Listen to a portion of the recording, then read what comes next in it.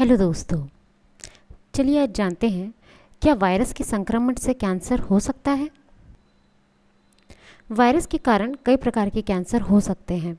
इस वायरस को oncogenic virus कहा जाता है क्योंकि इनमें संक्रमित कोशिकाओं में जेनेटिक चेंज लाने की क्षमता होती है जो कैंसर का कारण बनते हैं। यहाँ विशिष्ट ऑन्कोजेनिक वायरस से जुड़े कुछ कैंसर के उदाहरण दिए गए हैं, जैसे ह्यूमन पैपिलोमा वायरस यानी HPV। HPV cervical cancer, anal cancer, oropharyngeal cancer, penile cancer, vaginal cancer और वल्वर कैंसर कॉज करते हैं।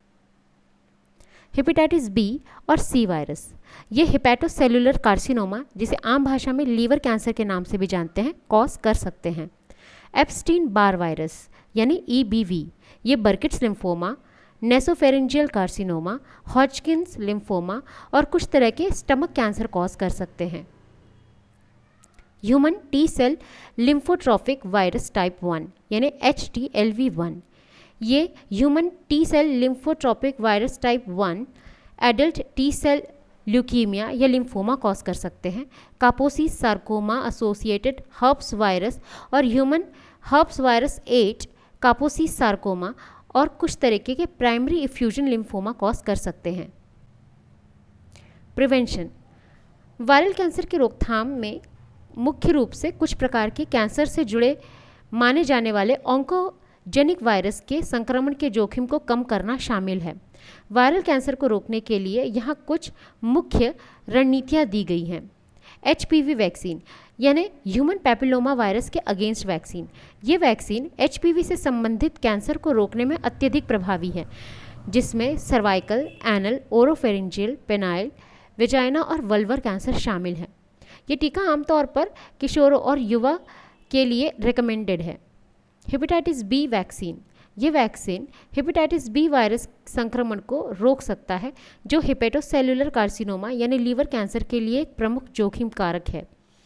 इसे अक्सर इन्फेंसी के दौरान दिया जाता है और HPV के जोखिम वाले व्यक्तियों के लिए भी इसकी सिफारिश की जाती है।